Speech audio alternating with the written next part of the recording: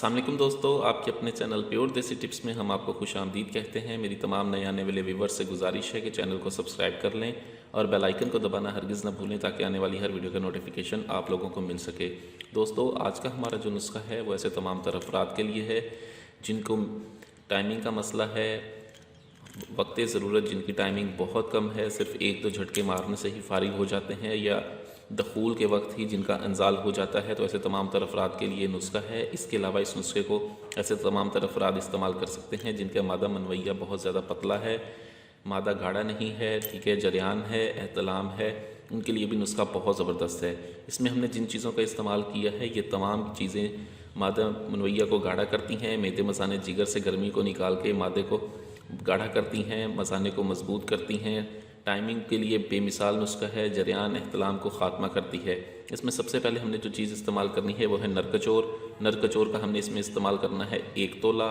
इसको अच्छी तरह से कूट कर सफ़ूफ़ बना लें और सफ़ूफ़ बनाने के बाद आप इसे इलादा कर लें। उसके बाद हमारे पास है सालिब मिस्री। सालिब मिस्री का हम इसमें इस्तेमाल करेंगे 2 तोला। सतावर है हमारे पास, ये सतावर है, सतावर का हमने इसमें इस्तेमाल करना है 5 तोला। सफ़ेद मूसली है, सफ़ेद मूसली का हम इसमें इस्तेमाल करेंगे 5 तोला। माल कंगनी है हमारे पास, माल कंगनी के बीज हमने इसका इस्तेमाल करना है इसमें 50 ग्राम। हमने करना ये है कि सबसे पहले हमने माल कंगनी को लेकर इसको पानी में डाल देना है, ठीक है। पानी में से भिगो दें। खाम माल कंगनी जो होगी वो ऊपर आ जाएगी, आप उसे छान लें, छान कर उसे फेंक दें, ठीक है। जो सही माल कंगनी के बीज होंगे वो नीचे डूब जाएंगे, उन्हें 6 घंटे तक पानी में भिगोए रहने दें। 6 घंटे पानी में भीगने के बाद आप इसको निकाल लें। निकालने के बाद इसे खरल में डाल के खूब ज़ोरदार हाथों से अच्छी तरह से खरल करें। जब इसका गाढ़ा सा पेस्ट बन जाए तब आप इसे किसी साफ़ सुथरे कपड़े पर डाल के छाँव में रख के सूखने के लिए छोड़ दें, ठीक है। उसके बाद इन तमाम चीज़ों को आप बिल्कुल बारीक सफ़ूफ़ बना लें। बारीक सफ़ूफ़ बनाने के बाद आप इन्हें कपड़ छान कर लें। इसके अलावा हमें 25 ग्राम कोज़ा मिस्री और 50 ग्राम छिलका इसबगोल चाहिए होगा, ठीक है।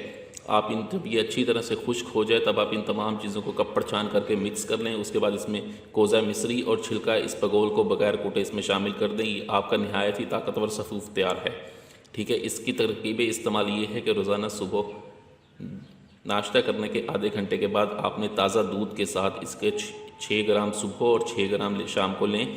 ये बहुत ही आला, बहुत ही ज़बरदस्त नुस्खा है। वीडियो अच्छी लगी हो तो इसे लाइक, शेयर और कमेंट ज़रूर करें। मुझे अगली वीडियो तक के लिए इजाज़त दें। अपनी सेहत का बहुत ख्याल रखें। शुक्रिया। अल्लाह हाफ़िज़।